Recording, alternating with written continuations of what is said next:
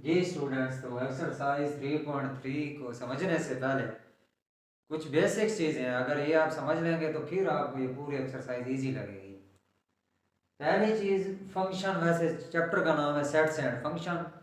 Sets के बारे में हम पढ़ चुके हैं, फंक्शंस क्या होते हैं, बड़ा ही अहम कंसेप्ट है मैथमेटिक्स में। मगर फंक्शन से पहले हमें कुछ और चीज़ें पता होनी चाहिए। जैसे पहले कार्टेशियन प्रोडक्ट पता हो, फिर बाइनरी रिलेशन पता हो, फिर हम फंक्शन पर जाएंगे।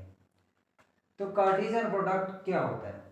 प्रोडक्ट में नहीं होता मल्टीप्लिकेशन। यहाँ पर फंक्शंस के लिए कार्टेशियन प्रोडक्ट पढ़ना जरूरी है, और कार्टेशियन प्रोडक्ट में कम से कम दो सेट हों तो उनका प्रोडक्ट लेना है। यहाँ पर प्रोडक्ट का मतलब सेटों को आपस में मल्टीप्लाई करना है। जैसे let A and B are the two non-empty sets, then the Cartesian product of A and B is of all order pairs. Order pairs क्या होते हैं? ऑर्डर पेयर का मतलब ये है, जो दो नंबर आपको ब्रैकेट में लिख दिया ऑर्डर पेयर होता है। इसमें ऑर्डर का ध्यान रखना होता है कि पहला एलिमेंट आपके पास x होता है और दूसरा होता है y। ये ऑर्डर पेयर। ए क्रॉस बी का मतलब सेट ए से सेट बी में मल्टीप्लिकेशन देखनी है, कार्टेशियन प्रोडक्ट वो इस तरह से देखनी है। उसमें तमाम ऑर्डर पेयर आएंगे सच दैट कि पहला एलिमेंट सेट ए में से लेंगे, दूसरा एलिमेंट लेंगे सेट बी में से। सेटों की मल्टीप्लिकेशन हम पढ़ेंगे। एग्जांपल देख लें। मसलन मैं सिंपल ले लेता हूँ, एक सेट ए में 1 और 2 ले लेता हूँ, और सेट बी में ले लेता हूँ सी और डी। ठीक है, अब हम इनको मल्टीप्लाई करना चाहते हैं। तो देखें ए क्रॉस बी, जैसे आप लिखेंगे 1 2 क्रॉस फिर set B C comma D. आप देखें इसमें ऑर्डर पेयर शक्ल में लिखना है। पहला एलिमेंट पहले में से, दूसरा फिर उसके साथ एसोसिएट। 1 को 2 के साथ करें, अब 1 को डी के साथ। तो देखें हम इसकी एग्जांपल नीचे लिखी थी, पहले नज़र नहीं आ रही थी, चलो हमने ऊपर देख लेते हैं। एक सेट ए ले लेते हैं 1 और 2 उसमें एलिमेंट, दूसरा ले लेते हैं सी कॉमा डी। हमने कार्टेशियन प्रोडक्ट समझना है। ए क्रॉस बी सेटों की मल्टीप्लिकेशन है, 1 2 क्रॉस बी लिखने हैं सी कॉमा डी। कैसे? आप ऑर्डर पेयर लिखने हैं ऐसे। ऑर्डर पेयर में पहला एलिमेंट पहले में से, दूसरा फिर उस दूसरे सेट में से लेना है। 1 सी, ये नहीं कि सी कॉमा 2 करना है। ए क्रॉस बी है तो पहले ए का एलिमेंट पहले आएगा, बी का बाद में आएगा। फिर 1 को उठाएं डी के साथ, अब खत्म हो गया। अब 2 को सी के साथ और 2 को डी के साथ। ये होता है कार्टेशियन प्रोडक्ट। याद रखें कार्टेशियन प्रोडक्ट में कितने ऑर्डर पेयर आएंगे, होता है ये सेट है। सेटों में तादाद गिननी है। इसमें 2 एलिमेंट है, इसमें 2, 2 को 2 से ज़रब करें तो 4 एलिमेंट आने चाहिए, 1 2 3 और 4। तो कार्टेशियन प्रोडक्ट निकालने का फार्मूला भी आपने देख लिया। ठीक है, तो अब हमने कार्टेशियन प्रोडक्ट तो समझ लिया। उसी को देख लें कि इस तरह के एलिमेंट होते हैं ऑर्डर पेयर के, तो जिसमें पहला एलिमेंट सेट ए में से होगा, दूसरा सेट बी में से। ओके, नेक्स्ट अब देखते हैं कि बाइनरी रिलेशन क्या होता है। रिलेशन मैंने होता है ताल्लुक, बाप और बेटे का ताल्लुक होता है, माँ और बेटी का ताल्लुक होता है, दो बंदों का कोई ना कोई ताल्लुक, वो बाइनरी रिलेशन होता है। बाइनरी का मतलब होता है दो। अब दो ताल्लुक में नंबर प्लस भी हो सकते हैं, माइनस भी हो सकते हैं, मल्टीप्लिकेशन भी हो सकते हैं। मगर हमने बाइनरी रिलेशन और रिलेशन दोनों का मतलब एक ही है। सेट में क्या होता है बाइनरी रिलेशन? याद रखें, बाइनरी रिलेशन वो तमाम ऑर्डर पेयर के सबसेट होते हैं जो कार्टेशियन प्रोडक्ट में लिखे जाते हैं। तो binary relation R, simple definition आपको यहीं पर हम लिख लेते हैं। Binary relation R is the subset of A cross B. A cross B का मतलब कार्टेशियन प्रोडक्ट में जितने भी एलिमेंट्स होंगे उनके उठा के अपनी मर्जी के हम सबसेट लिख देंगे, वो सारे एलिमेंट बाइनरी रिलेशन में चले जाएंगे। किसी को हम R1 का नाम दे देंगे। अब यहाँ एग्जांपल खड़ी है तो देखिए, बाइनरी रिलेशन के लिए कार्टेशियन प्रोडक्ट में हम लिख लेते हैं 1 सी, एक रिलेशन हो गया। दूसरा रिलेशन बना लेते इसी को उठा के 2 डी, सारे भी उठा के लिख सकते हैं, कोई मसला नहीं। तो बाइनरी रिलेशन का मतलब दो सेटों का ताल्लुक इस तरह से लेना है कि वो कार्टेशियन प्रोडक्ट में से आपने लेना है, उन्हीं के सबसेट उठा के लिखना है। वैसे नंबर्स का भी रिलेशन हो सकता है, 5 का स्क्वायर उसके साथ 5 वाला। ये हम आगे इसकी एग्जांपल्स भी, सवाल भी पूरी एक्सरसाइज में हम हल करेंगे, वहां पर ये मजीद क्लियर हो जाएगा। अब हमने समझना है फंक्शंस। याद रखें, फंक्शन के लिए पहली कंडीशन ये है कि वो रिलेशन होगा। कम अज़ कम वो रिलेशन होना चाहिए। फंक्शन इज़ द रिलेशन या mapping. Function is the relation between two non empty sets. Function is the rule और mapping between two non empty set. Rule के साथ आप अगर रिलेशन लिख दें मैपिंग की जगह तो ज़्यादा बेहतर है। अब ये relation between two non empty sets इस तरह से हो, A and B set non empty होने चाहिए, मतलब उनमें कुछ भी ऐसा ना हो कि दोनों में कुछ भी मौजूद हो, कम से कम एक एलिमेंट तो होना चाहिए। such that each and every element of the set A has unique image in the set B। Unique का मतलब होता है एक आंसर आना चाहिए सेट बी में। और फिर दूसरी कंडीशन भी अगर देख लें तो ये भी फंक्शन के बारे में लिखे कि डोमेन ऑफ एफ सेट ए के बराबर हो, every element of the set A is associated with one element. One भी ना लिखें तो बेहतर है कि ओनली वन लिख दें, सिर्फ एक एलिमेंट के साथ इसका इमेज बनना चाहिए। ठीक है, और ये डिफाइन इस तरह से कि f is a function from A to B y is equal to f of x. ठीक है, एक्स जो होता है ए में से होगा, वाई जो है बी में से, जैसे कार्टेशियन प्रोडक्ट में हमने देखा था। अब ये डेफिनेशन तो लिखी हुई है यहाँ पर, मगर ये डेफिनेशन समझ उस वक्त आएगी जब हम इसकी एक एग्जांपल करेंगे। ठीक है, तो एग्जांपल्स के लिए आप देखें जी, तो एग्जांपल्स देखें, एक सेट ए ले लें, उसमें दो एलिमेंट ले लें, ये तीन एलिमेंट ले लें 1 2 3। दूसरा सेट ले लें, उसमें लिखना है सी डी और ई। फंक्शन देखना है इसके दरमियान ए और बी के दरमियान आपने रिलेशन बनाना है, मतलब आपका फंक्शन इस तरह चल रहा है, ये एफ है, F is a function from A to B. हमने लिखा हुआ है कि domain of F is equal to A. एक बात हमेशा याद रखने फंक्शन के लिए, सेट ए का हर एलिमेंट को एसोसिएट करना जरूरी है, इसमें किसी को आपने कभी भी स्किप नहीं करना। इधर आप स्किप कर दें कोई मसला नहीं है, सारे स्किप कर दें, कोई एक ऊपर फिक्स करना चाहिए या दो तीन भी छोड़ सकते हैं, कोई मसला नहीं, मगर इधर आपने किसी को नहीं छोड़ना फंक्शन के लिए। जैसे मैं 1 का रिलेशन बना लेता हूँ सी के साथ, 2 का बना लेता हूँ ई के साथ, और 3 का बना लेता हूँ डी के साथ, कोई मसला नहीं है जिसके साथ आप बना लें। अब रिलेशन आपने, अब देखिए 2 का इमेज हमने बना दिया ई के साथ। ठीक है, ये इमेज का मतलब ये है कि 1 को रिलेट कर दिया सी के साथ कि 1 का आंसर सी पर मिलता है, 2 को लिखा ई के साथ, मतलब 2 का आंसर ई पर मिलेगा, 3 का आंसर मिलेगा डी के ऊपर। अब देखिए रिलेशन बन गया, वन रिलेशन है कि 1 का रिलेशन सी के साथ है, 2 का ई के साथ है, 3 का डी के साथ। इसी वजह से फंक्शन एक रिलेशन होता है। इसमें दो अहम चीज़ें और होती हैं, इमेजेस और प्री इमेजेस। क्या होते हैं इमेजेस का मतलब, जहां पर आपका फंक्शन जाकर मैप हो रहा है वहां कोई ना कोई तस्वीर बन रही है, मतलब 1 का इमेज बन रहा है सी के ऊपर, ये इमेजेस हैं। अब ये पीछे वाला जो है ये प्री इमेजेस हैं, जो जहां से आप डोमेन मतलब ले रहे हैं, जहां से आप इनपुट ले रहे हैं, ये आपके पास इमेजेस हैं। इमेजेस हमेशा सेट बी में बनेंगे, दूसरे सेट में बनेंगे जहां पर फंक्शन मैप हो रहा होगा। एक बार हमने ये भी देखना है कि फंक्शन होता कब है, ये तो मैपिंग तो कर दी। फंक्शन की पहली कंडीशन हर एलिमेंट एसोसिएट हो, देखो कोई ना स्किप है इधर, नहीं सारे एसोसिएट हो रहे हैं। फिर दूसरी अहम कंडीशन ये है कि हर एलिमेंट का यूनिक आंसर होना चाहिए, इसका हर एलिमेंट। देखो 1 का आंसर सिर्फ सी है, दो आंसर नहीं है, यूनिक का मतलब एक आंसर आना चाहिए। 2 का आंसर ई है, एक आंसर है। 3 का आंसर डी है, एक आंसर है। दो इमेजेस नहीं होने चाहिए, कि हर एलिमेंट का यूनिक इमेज होना चाहिए, बात क्लियर हो गई। फिर ये भी लिखा हुआ कि डोमेन ऑफ एफ सेट ए के बराबर हो, वो वही पिछली बात है कि इसका हर एलिमेंट एसोसिएट है तो डोमेन पूरे सेट आ जाएगा। अब डोमेन क्या होता है यहाँ पर समझ लेते हैं, याद रखें फंक्शन में डोमेन क्या होता है। मैं आपको यहाँ पर बता देता हूँ, डेफिनेशन बुक में वैसे लिखी हुई हैं। वैसे डोमेन का मतलब सेट ऑफ इनपुट्स होता है। फंक्शन ए और बी ले रहे हैं तो जो पहले एलिमेंट है सेट ए जो है वो एज ए डोमेन यूज होता है आपके पास। ठीक है, डोमेन ऑफ एफ का मतलब ऐसे आप लिख दें कि सेट ऑफ इनपुट्स, बस ये simple definition is called domain. इसके बाद एक और अहम बात होती है, वो होती है को डोमेन। को डोमेन ऑफ एफ क्या होता है, जब आपके पास दो सेट दिए जाए ना, एक सेट ए होता है, दूसरा होता है set B. Set A as a domain use और होता है, सेट बी को डोमेन होता है।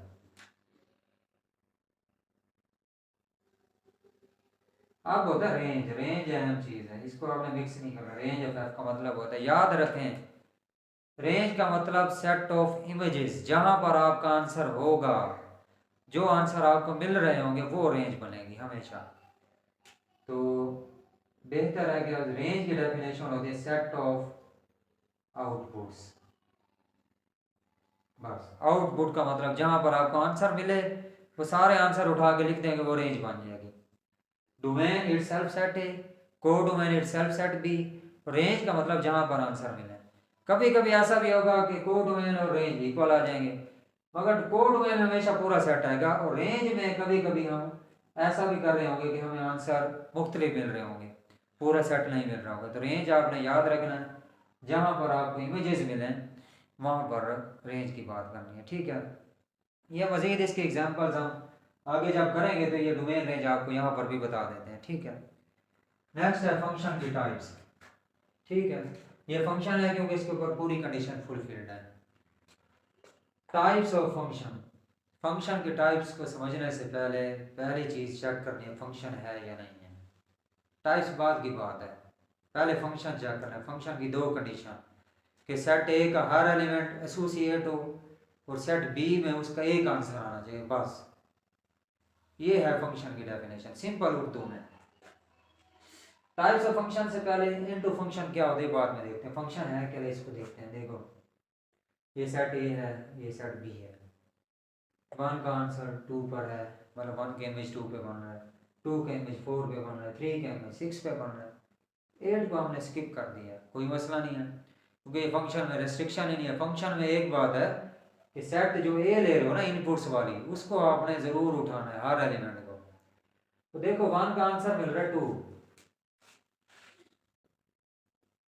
और टू का आंसर फोर, और थ्री का आंसर सिक्स। फंक्शन तो ये है क्योंकि हर एलिमेंट का कोई ना कोई आंसर मिल रहा है, और यूनिक भी मिल रहा है, मुख्तलिफ मिल रहे हैं, दो सेम नहीं मिल रहे, ठीक है।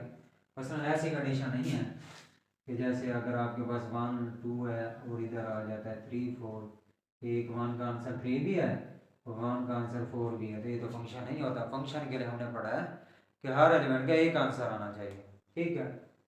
इनटू फंक्शन क्या होता है? इनटू फंक्शन के लिए ना इसकी डोमेन और रेंज देख लेते हैं जरा। इस सेट की डोमेन देखें, अगर इसको नाम ए दे दें और इसको बी दे दें और लिख दें कि f is the function from A to B, into function कब होता है? इस सेट की डोमेन देखें तो डोमेन ऑफ एफ देखें तो one two three. Range of F देखें तो रेंज में मैंने आपको बताया था जहां पर सिर्फ आंसर्स मिलेंगे। आंसर कहाँ पे मिल रहा है? टू फोर और सिक्स पे मिल रहा है, तो रेंज में सिर्फ यही आ सकते हैं और नहीं आ सकते। अक्सर बच्चे क्या करते हैं, रेंज को सेट बी लिख रहे होते हैं, ऐसा नहीं होता। रेंज होता है set of images, set of outputs. अब ये रेंज बन गया। वैसे देखें तो सेट बी क्या है, कोड में, या सेट बी लिख दें या कोड में भी इसको बोलते हैं, उसमें क्या लिखा हुआ है? टू फोर सिक्स और एट, ठीक है। याद रखें कोई भी फंक्शन इनटू उस वक्त होगा जब उस फंक्शन की रेंज जो है वो प्रॉपर सबसेट हो बी का, कि रेंज ऑफ एफ, ये प्रॉपर सबसेट की अलामत होती है कि वो प्रॉपर सबसेट हो बी का। दूसरे लफ्जों में बी में, सेट बी में एक एलिमेंट एक्स्ट्रा होना चाहिए। तो देखें सेट बी को देखें टू फोर सिक्स एट, तो रेंज में देखें तो सिर्फ टू फोर और सिक्स है। तो देखें ये हो गया इनटू फंक्शन के, जब आपके पास रेंज जो है वो प्रॉपर सबसेट हो बी का, मतलब बी जो है वो बड़ा सेट बनना चाहिए। वैसे याद रखना कि एक एलिमेंट स्किप को कम से कम तो वो इनटू फंक्शन होता है, ठीक है। प्रॉपर डेफिनेशन ये कि range of F is the proper subset of B. Proper subset का मतलब होता है दूसरे सेट में कम से कम एक एलिमेंट एक्स्ट्रा। ये हो गया इनटू फंक्शन। और यहाँ पर आपकी डोमेन रेंज भी मजीद क्लियर हो गई है। अब देखते हैं मान मान फंक्शन कब होते हैं, इंजेक्टिव भी इसको बोलते हैं। याद रखें कोई भी फंक्शन मान मान उस वक्त होगा डिफरेंट एलिमेंट के आंसर्स भी डिफरेंट आने चाहिए, बस ये याद रखना है कि फंक्शन मान मान कब होगा। आपको यूं याद रखना है कि अगर x1 not equal to x2 है तो इसका मतलब ये है कि f ऑफ x1 का आंसर भी बराबर नहीं आना चाहिए f ऑफ x2 कि जब दो एलिमेंट मुख्तलिफ ले रहे हैं तो उनके इमेजेस भी मुख्तलिफ आने चाहिए। f ऑफ x का मतलब इमेजेस ही होता है, तो देखिए 1 मुख्तलिफ है तो आंसर भी मुख्तलिफ है, 2 मुख्तलिफ है तो आंसर भी मुख्तलिफ आता है। ठीक है, अब हमारे पास अगला है ऑन टू फंक्शन। कोई भी फंक्शन ऑन टू का दूसरा नाम सर्जेक्टिव कब होता है? याद रखें हर वो फंक्शन जिसकी रेंज और सेट बी दोनों बराबर आ जाए बस। जैसे इस फंक्शन को देखें, सेट बी वो क्या आ रहा है, m1 और m2। ठीक है, और इसकी रेंज देखें, रेंज ऑफ सेट देखें f, तो वो भी आपके पास m1 और m2 आ रहे हैं। अगर रेंज ऑफ f वो बराबर आ जाए सेट बी के, मतलब बी पूरा का पूरा आ जाए, रेंज में भी वही एलिमेंट आ जाए, तो वो फंक्शन ऑन टू होता है। तो देखें m1 और m2 रेंज में आ रहे हैं और सेट बी भी m1 और m2 है, दोनों बराबर आ रहे हैं, तो ये फंक्शन होता है ऑन टू। ऑन टू को सर्जेक्टिव भी बोलते हैं। नेक्स्ट है बाइजेक्टिव। इससे रिलेटेड काफ़ी क्वेश्चन हैं। जो फंक्शन 1 1 भी हो और ऑन टू भी हो उसको बाइजेक्टिव बोलते हैं। 1 1 का मतलब डिफरेंट एलिमेंट के डिफरेंट आंसर आने चाहिए। A function is called bijective if it is 1 1 and on 2. Simple definition. Function is bijective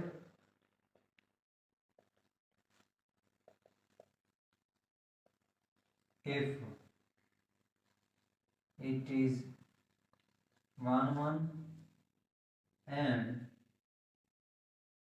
on 2. 1 1 कैसे है ये फंक्शन? देखो, एक मुख्तलिफ है आंसर भी मुख्तलिफ है, बी मुख्तलिफ आंसर भी मुख्तलिफ है, सी मुख्तलिफ आंसर भी मुख्तलिफ है। 1 1 हो गया। अब ये ऑन टू कैसे है? इसकी रेंज देखें तो रेंज में क्या एलिमेंट आएंगे, एक्स वाई और जी। अगर सेट को देखें तो एक्स वाई और जी, अगर आप इसको ए ले लेते हैं और इसको बी ले लेते हैं तो सेट बी देखें वो होता है एक्स वाई और जी। वो रेंज देख लें इसी फंक्शन की, वो भी एक्स वाई जी है। जब रेंज और सेट बी बराबर आ जाइए तो ऑन टू है, और हर एलिमेंट के जवाब में मुख्तलिफ है, 1 1 भी है। तो जो 1 1 भी हो और ऑन टू भी है, दोनों कंडीशन फुलफिल करेगा तो वो बाइजेक्टिव होगा। तो हम कह सकते हैं इस फंक्शन को दिस इज बाइजेक्टिव, बस ये बाइजेक्टिव फंक्शन है।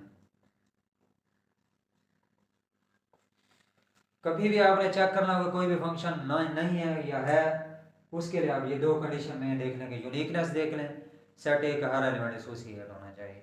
ठीक है, यहाँ तक आपका ये क्लियर है जी स्टूडेंट्स। क्वेश्चन नंबर 1 हम देखना चाहते हैं 3.3। For A is equal to 1 2 3। उसने एक सेट डिफाइन किया हुआ है 1 से लेकर बल्कि 4 तक उसमें एलिमेंट्स हैं। उसका सवाल यह है कि फाइंड द फॉलोइंग रिलेशंस बनाने हैं इन द सेट ए भी उसने दिया हुआ है आपको, and state domain and range of each relation. Her relation की भी डोमेन भी बतानी है और रेंज भी बतानी है। याद रखें रिलेशन बनाने के लिए सबसे पहले हमें उसका कार्टेशियन प्रोडक्ट लेना पड़ता है, मतलब वो जो बाइनरी ऑपरेशन वाला रिलेशन होता है। तो पहला पार्ट वैसे उसने दे दिया कि एक्स वाई इस तरह रिलेशन बनाएंगे जिसमें वाई और एक्स बराबर हो। सेट इटसेल्फ ए है आपके पास, उसी का एक क्रॉस ए ले रहे हैं, ये कार्टेशियन प्रोडक्ट होता है एक क्रॉस ए। रिलेशंस हमेशा कार्टेशियन प्रोडक्ट के सबसेट होते हैं। दुनिया जहाँ का आपको रिलेशन बनाना पड़े तो पहले आपको क्रॉस प्रोडक्ट लेना पड़ेगा सेटों का, वहाँ से अपनी मर्जी के हमने रिलेशन बनाने होते हैं। तो क्रॉस प्रोडक्ट कैसे लिया जाता है, ए क्रॉस ए भी दिया गया ए भी।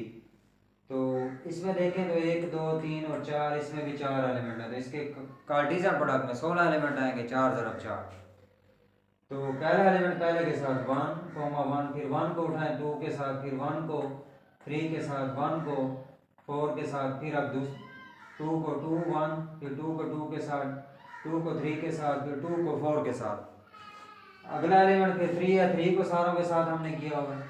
फिर उससे आगे दोबारा 4 है, 4 को 1 के साथ, 4 को 2 के साथ, 4 को 3 के साथ और 4 को 4 के साथ। रिलेशंस के लिए कार्टेशियन प्रोडक्ट हमें चाहिए था, हम बना चुके हैं।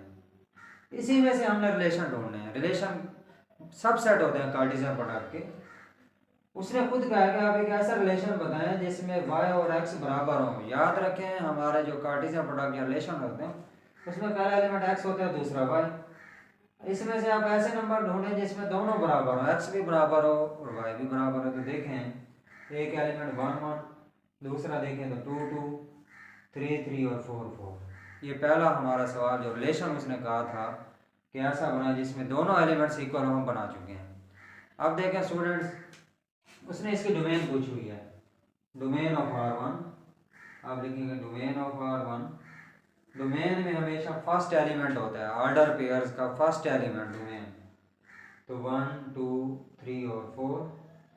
अब रेंज भी एक सेट होता है, अब क्योंकि रेंज लेने से रिलेशन R1 की, तो सेकंड एलिमेंट देखें वो भी सेम ही है, 1 2 3 और 4। डोमेन रेंज भी क्लियर हो गई। नेक्स्ट हमारे पास उसी का रिलेशन पूछ रहे हैं कि x, y such that y plus x is equal to 5। इसको x प्लस वाई भी लिख सकते हैं कि ऐसे नंबर आप लिखे हैं क्योंकि ऐड हो रहे हैं कि जिनको ऐड करें तो आंसर 5 आना चाहिए, इसी में से ढूंढते हैं। तो देखें 1 + 4 5, 2 + 3 5, 3 + 2 5, 4 + 1 5। ये इन्हीं में से हमने उठा के देखें कि जिनको सम करें 5 आना चाहिए। अब इसी की डोमेन देखें, तो डोमेन ऑफ R1 वो हमारे पास है 1 2 3 और 4। अब इसकी रेंज देखते हैं। इस रिलेशन के लिए रेंज आपके पास है सेकंड एलिमेंट 4 3 2 और 1। इसी को तरतीब से लिख दें 1 2 3 और 4। ये रेंज होगी। नेक्स्ट x, y ऐसा रिलेशन बना है x + y < 5 के जब उनको ऐड किया जाए उसका आंसर जो है ना 5 से कम आना चाहिए, कुछ भी आ जाए 5 से कम आए। तो देखिए 1, 1 हमने लिखा क्योंकि 1 + 1 2 5 से कम है। 1 + 2 x और y इनको ऐड करें, 1 + 2 3 आता है, 3 5 से कम है। 3 + 1 4 5 से कम है। 2 + 1 3 5 से कम है। 2 + 2 4 5 से कम है और 3 + 1 ये भी 5 से कम है। आखिरी रिलेशन अब देखें कि ऐसा रिलेशन बना है x y + x > 5, उसका आंसर जो है 5 से बड़ा आना चाहिए। रिलेशन के लिए आपको कार्टेशियन प्रोडक्ट में से ही एलिमेंट लेने पड़ते हैं, a क्रॉस a में से। तो देखें 4 + 2 6 आएगा, 5 से बड़ा आएगा। 3 + 3 6 5 से बड़ा। 4 + 3 7 5 से बड़ा। 4 + 2 6 वो भी 5 से बड़ा है। 4 + 3 7 भी 5 से बड़ा है। और 4 + 4 8 है तो वो भी 5 से बड़ा है। यहाँ तक ये रिलेशंस कंप्लीट हो गए। तो रिलेशंस के लिए हमेशा कार्टेशियन प्रोडक्ट के सबसेट लिखे जाते हैं। तो देखिए ये सारे एलिमेंट इन्हीं में से ही लिखे गए, ओरिजिनल में से। उसी के डोमेन और रेंज भी फाइंड करनी है। अब इसकी डोमेन हमने लिखनी है R4 की, डोमेन ऑफ R4। तो देखें 2 3 जो रिपीट है उसको एक मरतबा लिखना है 4 बस। अब इसकी रेंज लिखनी है, रेंज ऑफ R4। तो रेंज में देखें इसका सेकंड एलिमेंट होता है, सेकंड एलिमेंट देखें 4 3 2 4 तो 2 बस यही आ जाएंगे, ठीक है। इसके डोमेन में अगर आप देखेंगे तो 1 और 2 और 3 आएगा और रेंज में सिर्फ 1 2 3 क्योंकि 2 और 1 ऑलरेडी आ रहे हैं। नेक्स्ट देखें हमारे पास question number 2, which of the following diagram represent a type of the function. Functions के इमेजेस और प्री इमेजेस की उसने खुद आपको मॉडिफिकेशन दी हुई है, मैपिंग्स दी हुई हैं दूसरे लफ्ज़ों में। फंक्शन को चेक करने के लिए पहली चीज बात हमेशा याद रखें, ये जो बॉक्स लिखा है ये सेट ए कंसीडर किया जाता है, ये वाला होता है सेट बी। मतलब ये एक सेट ए है, ये है बी।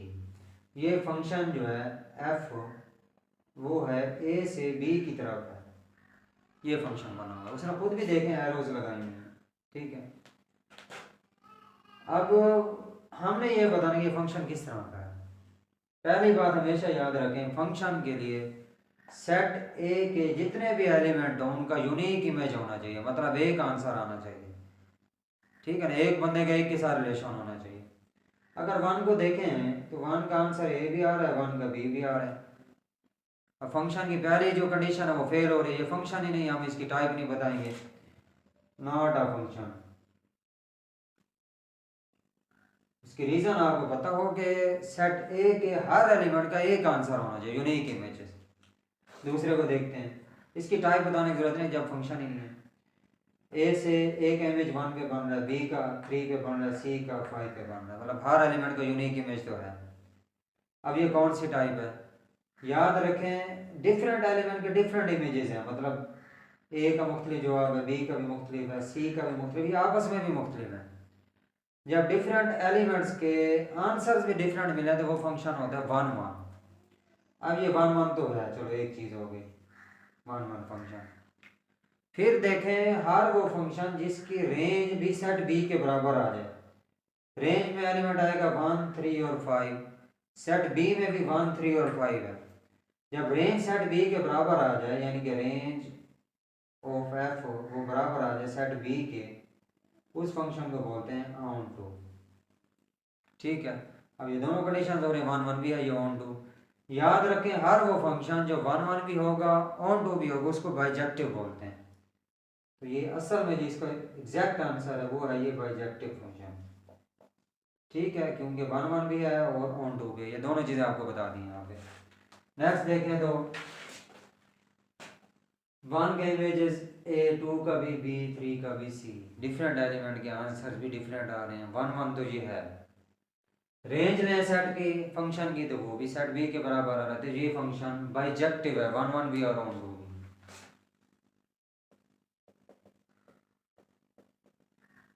ठीक है, नेक्स्ट देखें तो वन एम और एन, एक्स वाई और जी।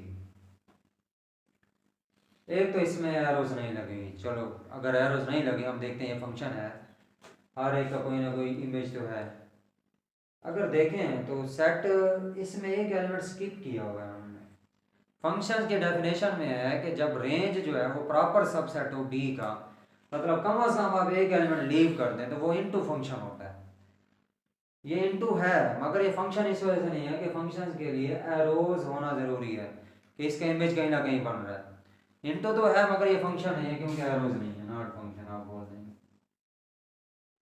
वैसे नॉलेज के लिए इनटू है क्योंकि रेंज ऑफ एफ वो प्रॉपर सबसेट है बी का, ये प्रॉपर की नामत होती है कि बी में कम से कम एक एलिमेंट एक्स्ट्रा होना चाहिए।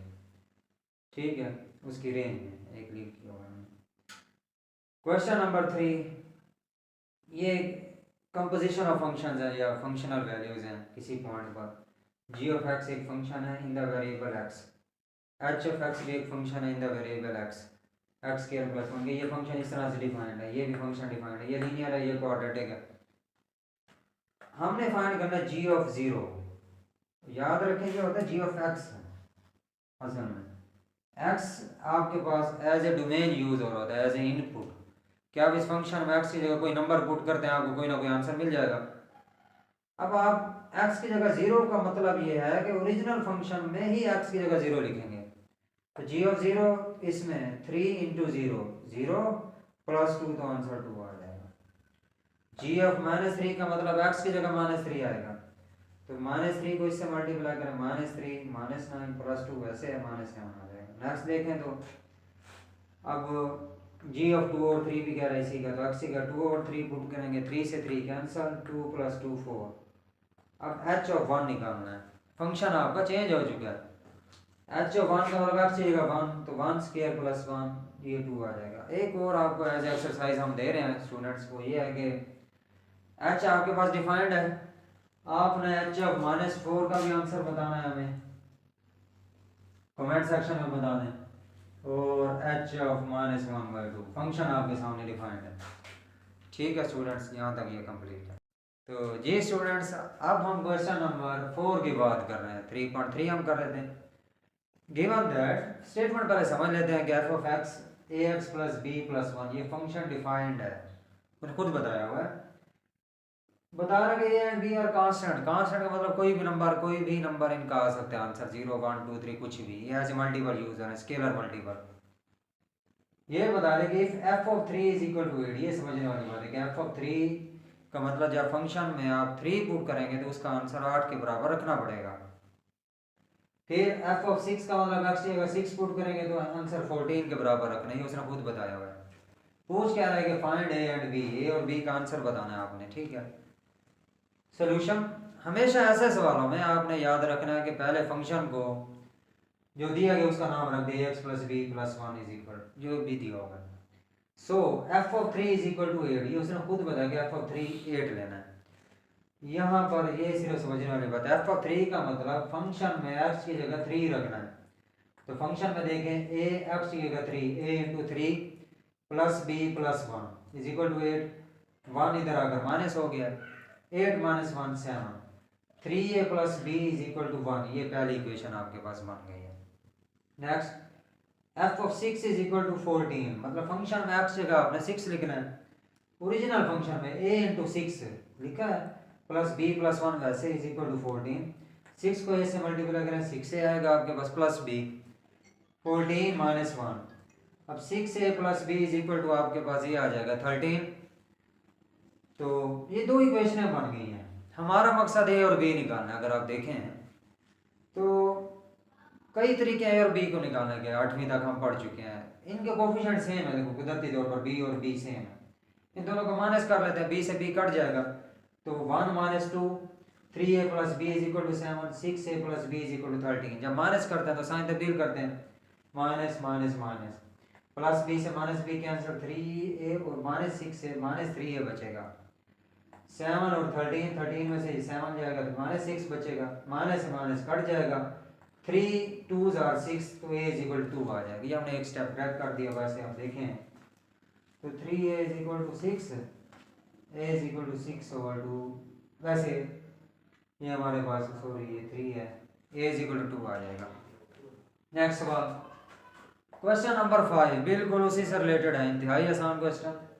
As given that g of x, अब फंक्शन का नाम g रख दिया, वेरिएबल x यूज हो रहा है।